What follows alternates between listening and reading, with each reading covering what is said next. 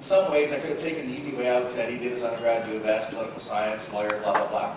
But that's really not who Cory is. That's what Cory does. In our Indian way, when you say to someone, who are you? You introduce yourself as what role you play in life. And if I were to describe my friend Cory, when I think of in order who he is, he's first and foremost a dedicated father. He's a doting husband. He's a loving son. Avid barbecue. And for his job, he practices law.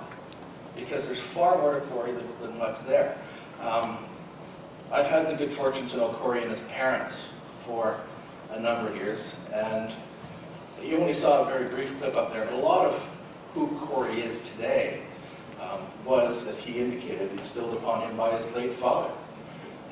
I have stories, and I've heard them mostly from John, Cory's dad, so most of them can't be told here, about Cory being at business meetings from the time he was very young, being involved in business. Cory truly has the entrepreneurial spirit, and he was raised with that, with his father. And I respect that because in many ways it's very much the Indian way we do things. The only way to teach things is by actually showing. And in the Indian way, if I were to do that, I would to bring my children to things. And I've done that throughout my life. When you look around you, the only person who has his child here tonight is Cory. He's brought his son here, my stepson. I'm very proud to have him sitting beside me. And I'm sure that that's part of the grooming that he's doing as a father throughout the course of his life. I know that he learned from his father early on the entrepreneurial spirit. His father was in so many different businesses, I can't even keep track of them. He was an oil and gas business. He had a mail order business. He sold earmuffs to cows. Once at a law school function, your father, I think, seeing an opportunity, indicated that he could sell condoms to all the guys in law school for $1 a dozen. $1 a dozen. The only catch was we had to buy a container load. But he had the connection to do it because he saw an opportunity. And I think that's the spirit that Cory grew up with. Not the condom part, the entrepreneurial.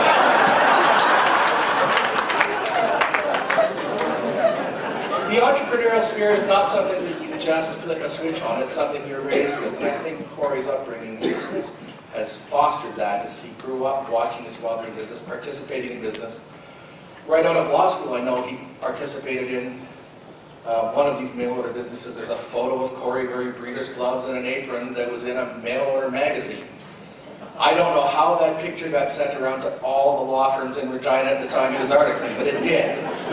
So there are photos out there. But Cory then took that experience with his father, working at the Department of Justice, saw an opportunity and seized it, where he realized his father needed intellectual property. From that, Cory started his own business. From there, he was on the video, his former partner, Bob Callio, a man who we went to law school with who was clearly twice Cory's age, but nonetheless they became partners and turned into one of the largest intellectual property firms in Canada, in my opinion. And in fact in the world. Cory has, at least in the past, had clients in the States, Germany, all over Europe, and he would travel to do that. He became such a force that his firm, he joined First and Leslie Tyner, the biggest firm in Saskatchewan, one of the largest in the prairies. You don't do that to a mom and pop operation. That's who Cory Furman is. I give you Cory Furman.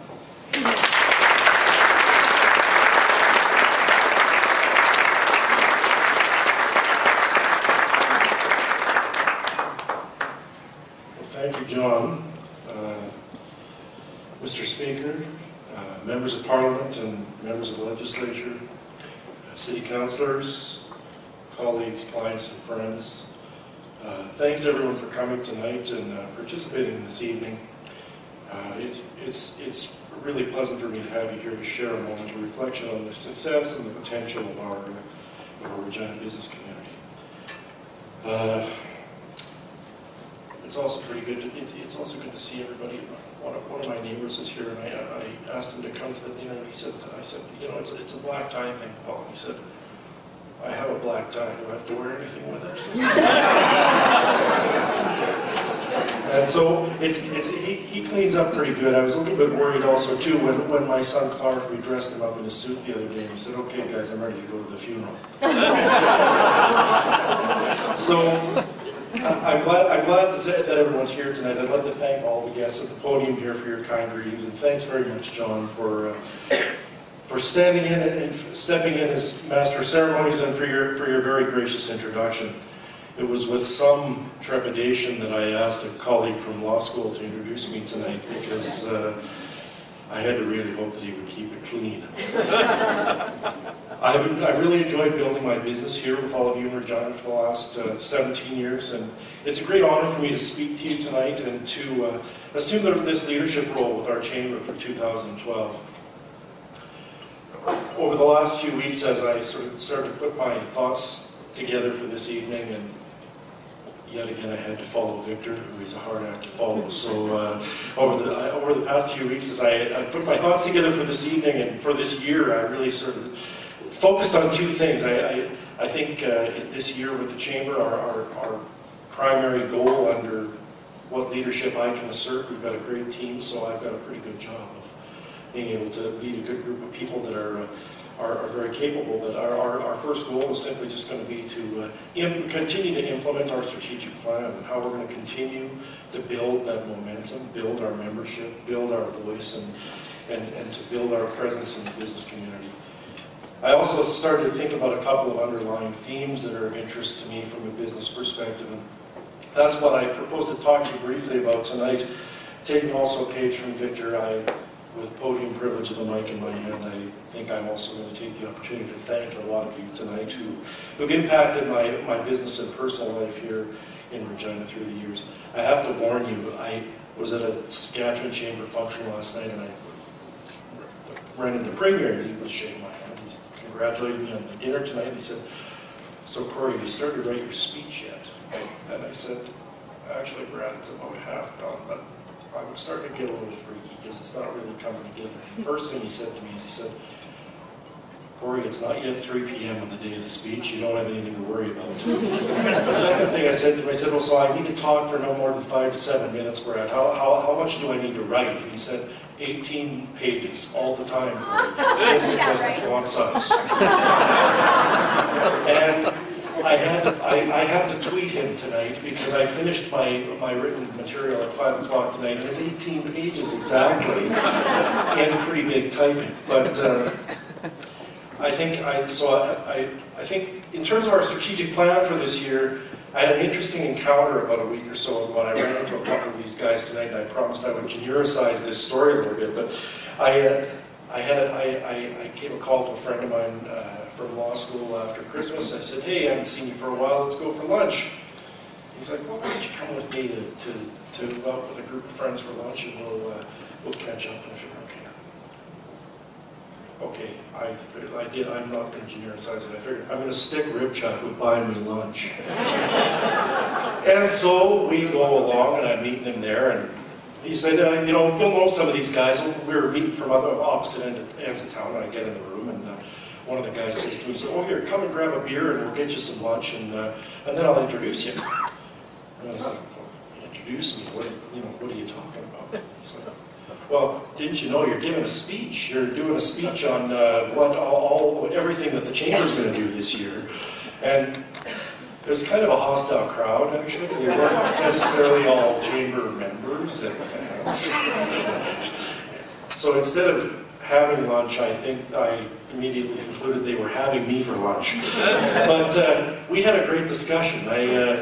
After I sort of sweated my way through the first 5 minutes or so of that discussion, we stayed there for a few hours, actually, and talked about the Chamber and about issues in the business community. And I really enjoyed that, and it really kind of gave me good food for thought as I was thinking about preparing for this evening.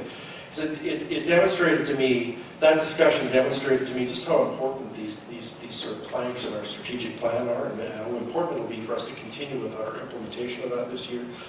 as Victor mentioned, our plan, which we'll continue with implementing this year, has really these three key planks. The first of which is we'll continue to engage with our members.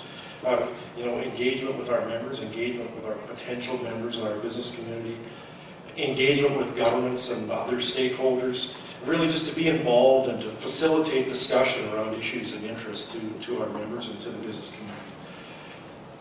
That sort of feeds into this other piece of sort of building and maximizing value for our members. And we need to be able to understand people's needs in order to be able to maximize our value proposition. And so that's part of that engagement strategy. Part of that also is that one of the things we're going to work on this year is really sort of taking a good look at segmenting our membership. We've got a great number of members now. And one of the things that's a part of our plan is to really undertake a segmentation exercise to really kind of, on a different slice and dice from a number of different directions and really find if there's some small groups or a small group kind of things or smaller, more focused approaches that we can take to deliver some value for sort of smaller subsets of our membership. And in terms of value, we continue to believe that one of our primary goals is also to continue to advocate on behalf of the Regina business community. Frankly, not just for our members, it's important for the whole business community. It's obviously we're a member-driven organization, but the more the merrier. And all of this feeds into this networking hub philosophy. And really, my focus for this year is that we'll continue to shepherd the organization through implementation of this plan. Now, when I was thinking about this plan and sort of the key concepts in our plan, I have this terrible habit of reading all kinds of business management books and trying to figure out how those things might apply to things in my life. And I started to think about a lot of the different concepts that have been important to me in our business community in Regina over the years. And there's lots of those, but two of them that came to mind that I wanted to make a brief comment on tonight are innovation and mentorship. And I think these are two important things important things to talk about. Coming through the election over the last fall, and you will have seen sort of at least in the sort of provincial political discourse over the last 18 months or so, there's this evolution of the talk of an innovation agenda here.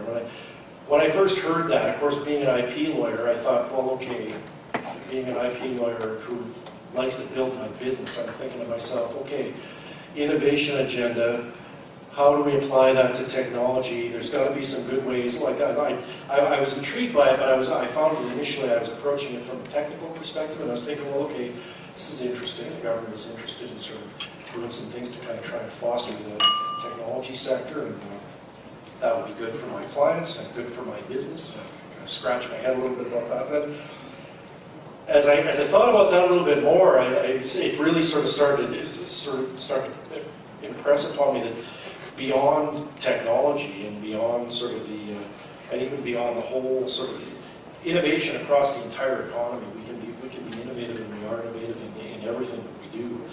And beyond that, the sort of macroeconomic agenda, that culture of innovation is here in Saskatchewan. It extends right down to us as individuals and in our businesses. It's already here.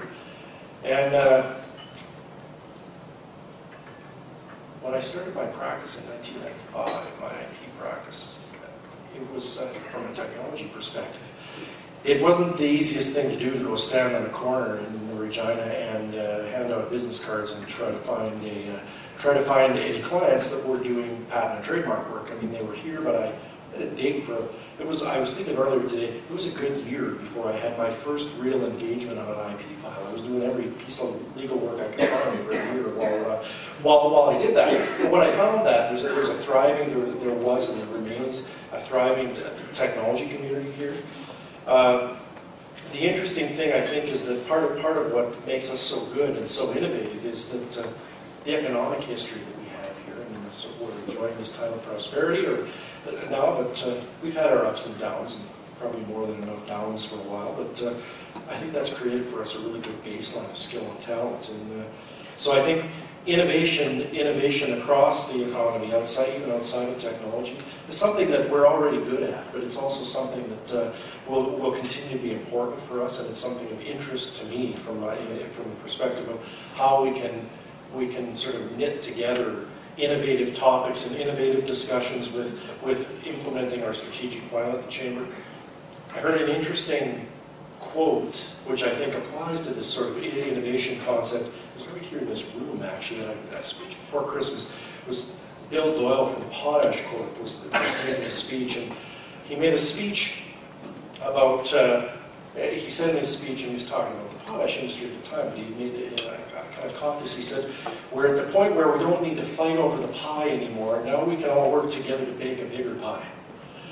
And really, from an innovation perspective, I can sort of see that as a transition from defensive innovation to survive, to offensive innovation, to really make the most of the economic opportunity, and really sort of shifting from a survive mode to a thrive mode. And I think, I'm excited for what the economy holds in Regina in the next while, and it's certainly in terms of innovation and innovative people. You're all innovative people, and it's exciting to see what everybody does with innovation every day.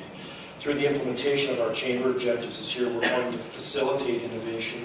We'll help people to get together to make connections across different, hopefully with just networking and implementing our networking plans. Help people to make connections and we'll just, by providing those networking opportunities, we can provide opportunities for people to innovate together. I read an interesting piece talking about whether creative thinking and innovation were genetic, and it said that this guy said, well, intelligence is genetic, but innovation is maybe at the most 30% genetic, and the rest of it's a learned behavior. So I think if we keep working hard, we can keep on innovating. If you believe that guy. I think by being curious, we can continue to learn and create new ideas. So I challenge you all to continue to innovate. I remember when I was in law school, I had a job interview with a law firm in Saskatchewan, and they were talking about, what do you want to do when you're out of law school? And I said, well, I'm kind of interested in IP. I hadn't taken any intellectual property classes. I don't, frankly, have a technical background, but I was interested in it. And this guy, really, if you pardon my French, really kind of ticked me off, because he looked me in the eye and he said, that's just crazy. Like, what the hell would you do starting an IP practice? You can't practice IP law in Saskatchewan. There's nobody here, nobody needs that. And so I kind of moped away with my tail between my legs and went and got a job elsewhere with the government, and kind of carried that around with me for a while. But then when I finished my articles, this was an innovative challenge to me, because I carried it around with me for long enough that I still remember it when I see that guy too. I've never told him. But, that was an innovative challenge to me, and so I challenge everybody to be innovative. A substantive area where we as a chamber will continue to try to be innovative and to encourage innovation in the economy this year. The issue, there's many issues of interest to our members, but the whole issue that's the most important issue in many of our companies now is that just the whole issues around the labor shortage, and to just encourage people to innovate through continued efforts with immigration, and, engaging the First Nations community, and those things that we've been working on as a chamber. Maintaining and enhancing training programs and those things. And frankly, until we can optimize or enhance the immigration process or move some of these things along, also innovating by finding new ways that, frankly, we can make the best of the labor force and the tools that we have. The second piece for me that it's interesting to me, and it's an opportunity, frankly, on some level for me to say thanks, is to talk about mentorship. I think mentorship is really important to me.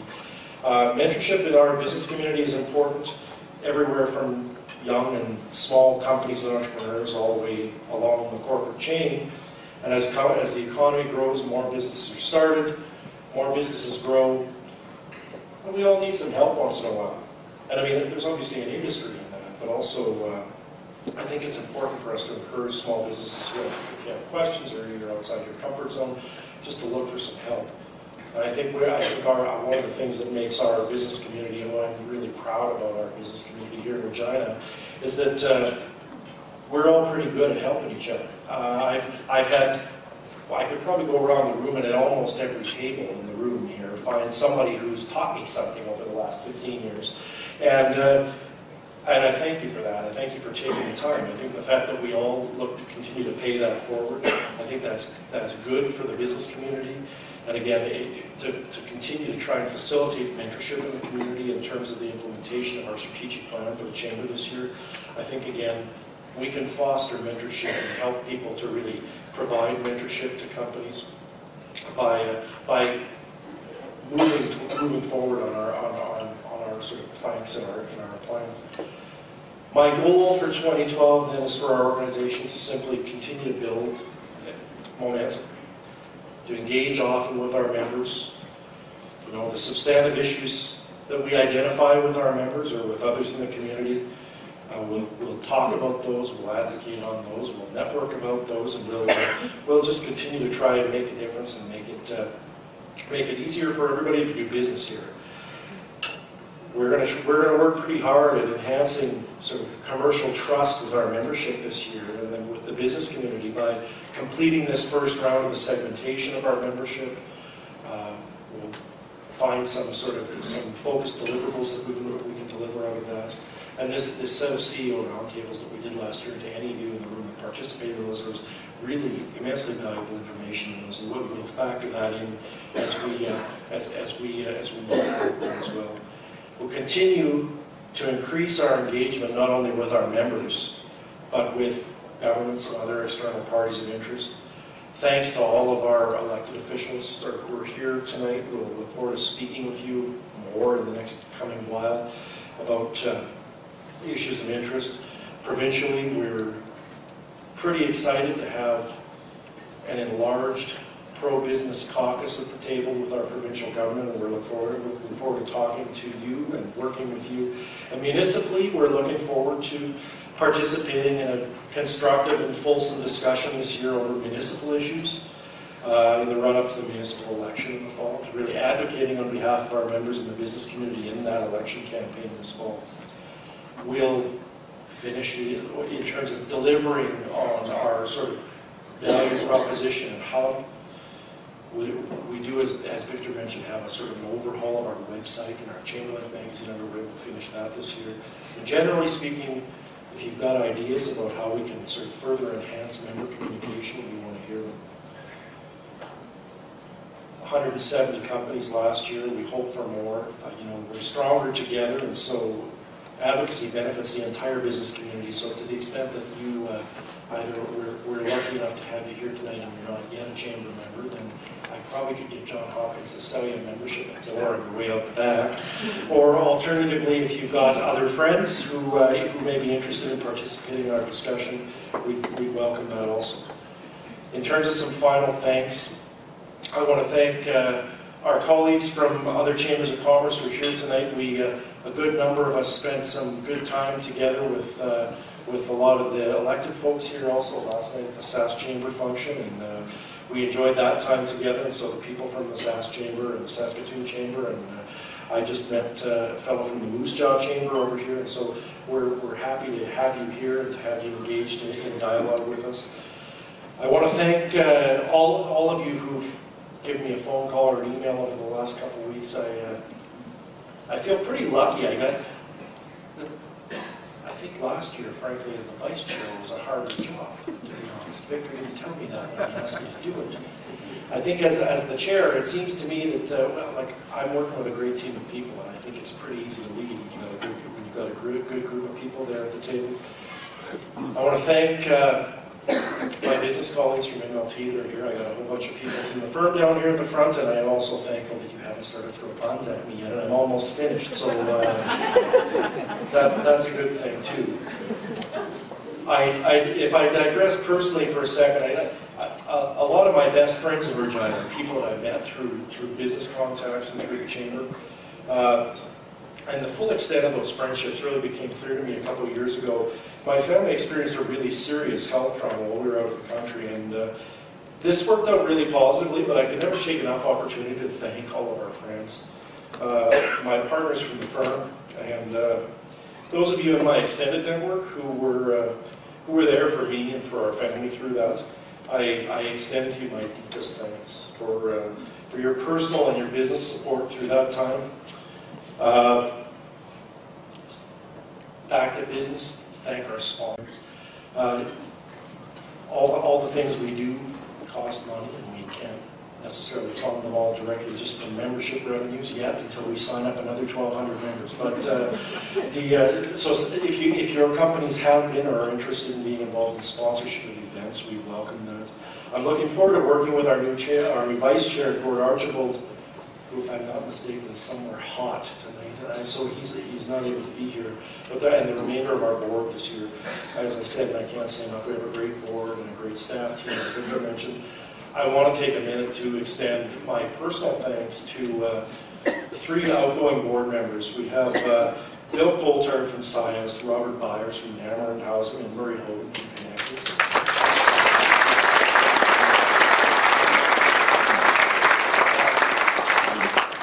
All 3 of you guys, and I know Robert and Bill are here. I haven't seen Murray here, but I don't know if you're here, Murray. But all 3 of these fellows have really contributed above and beyond around our board table, and their voices will be missed.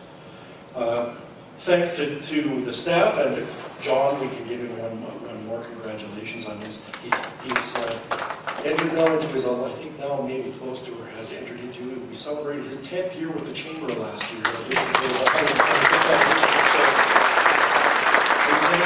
for continuing to run the store there and do a great job for us. And Jeanette, thanks for organizing tonight.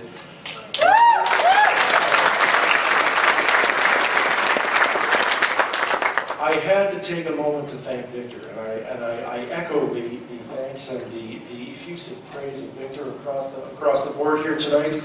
We've worked for, I think, 4 years together on the board, and it's been a real pleasure. Many thanks for all your hard work, and I think you leave me with some pretty big shoes to fill. You heard Victor talk about 300 functions. When I first saw him write that in an article in the Chamberlain magazine, I phoned John Hopkins and I said, "What the hell is Victor talking about?" Then I tried to figure out if there was a clone of Victor or if he had a twin running around. But anybody that knows Victor will know that number's probably pretty much right on, and that he would have been there, fully engaged and firing on all cylinders for every single one of those functions. And so he's done a good job for us. I decided a while ago to read this book called How to Measure Anything, another business book. It's all about how to try to measure subjective things in your business, so that you could kind of put a quantifiable number on things and use these in business decisions. And I sat down last night and I tried to shoot through this analysis because I thought, what would be better in a thanks to Victor than to come up with a formula where I could get a number. So far, I figured out parts of the formula. I don't think I have the math all done, but I think how this starts is you take the number of hands shaken, multiply it by the number of speeches and greetings given on behalf of the Chamber. Multiply that by the number of countries visited on behalf of the Regina District Chamber of Commerce, which for Victor, I think probably last year employed, in addition to Canada, included Mexico and India. Multiply that by the number of people who've asked me what in heaven's name Victor does for a living, because he's so dedicated to the Chamber and doing other community involvements that it's hard to figure out what his day job could possibly be. Multiply that by the number of color-coordinated pocket squares that he owns. And he won't tell me that answer. We did a little TV interview this morning. He and I were sitting around BSing for a few minutes after. I said, "Victor, how many of those have you got?" He won't tell me. And you divide that all by the decimal percentage of the people at a rider game who wouldn't know Victor. And you can see where this is headed. Pretty big number. Victor, your contribution and your engagement with our board and our chamber has been above and beyond, and you've really done a good job for us. I speak for all of us in the room, I think, when I convey to you the highest and warmest regard in which you're held. Also, knowing your passion for good governance, I want to also explicitly thank you for your help in enhancement of our governance practices at the Chamber over the last few years. I'm looking forward to our continued friendship and to building our businesses together here in Regina for a long time. So thanks very much.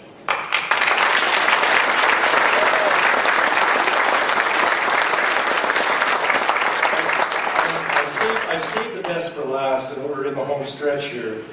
I think I'm past 7 minutes, but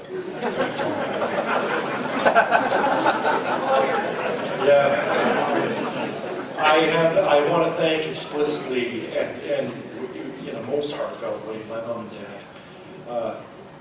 As I said in the video there, I grew up in an entrepreneurial household, and so I kind of got steeped in the pot of small business pretty early. My best business mentor ever was my dad. I learned everything from him about hard work and client service. And my mom was always there for our family. And really, I think I grew up in a perfect home to learn the values of family and hard work. And so thank you, Mom, for being here tonight. And thanks to both of you for what you've done for me. My wife, Tammy, she's been a great friend and support for me throughout my business. A little known story. She was about the third person I met on my first day of work in Regina at the Department of Justice. We were in law school together, but older woman. She was a couple years ahead of me.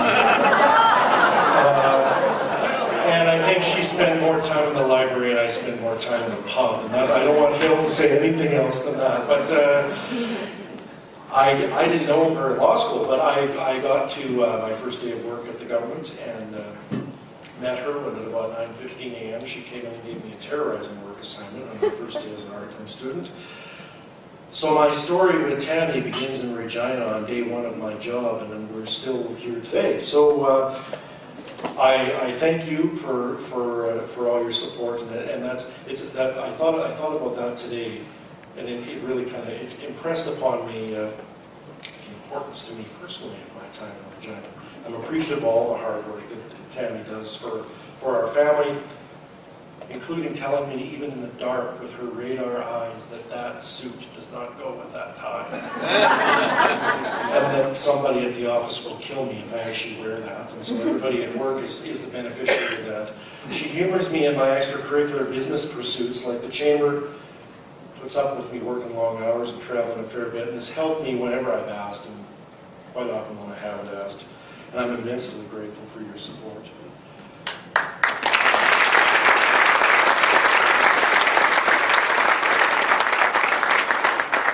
And then we come to Clark, who I'm proud of him for a number of reasons, not the least of which is that he's still cheering for the Riders after this year. I'm proud of him also for the entrepreneurial spirit, which I can see already because I bought a new coffee machine after our summer vacation, and his idea was that we were going to open a coffee stand on the street outside our house, and I was going to make cappuccinos for everyone in the neighborhood, and he was going to sell them for $2 each and put them in his piggy bank. I'm also pretty proud of the fact that he actually wanted to run for the SAS party in the election last fall. That's another story for another day. Whatever he chooses to do, I know he'll be successful and he'll be able to take care of his parents in their old age. So to close, I thought I would close with an inspirational quote, but Tammy told me that I couldn't really sell Winston Churchill or John F. Kennedy, so I figured I'd go with Steve Jobs. I couldn't convince Jeanette to let me wear a black turtleneck and get a great big TV screen up behind me, so I figured I had to settle for a quote. But I read this book, and it said one day when he was younger in his business, they asked him what he wanted to do, and he said, "I want to put a ding in the universe." That quote inspires me to think about what we can all do together in our personal and professional lives. And while I don't think we're going to send anyone to the moon during my tenure as the chair of the chamber, although Victor apparently is going to have a lot of time on his hands, we can maybe entice him. I'd like to believe that together we can continue to excel and put a name in whatever it is that we decide that we put our minds to. So I know that with all the innovative minds in the room here tonight and in our business community, we have a positive year ahead. Lots of great things to look forward to. Thanks very much for coming. If you'd like to stick around for a bit, I'd love to kibitz my way through the room for a little bit. But thanks very much for coming and have a great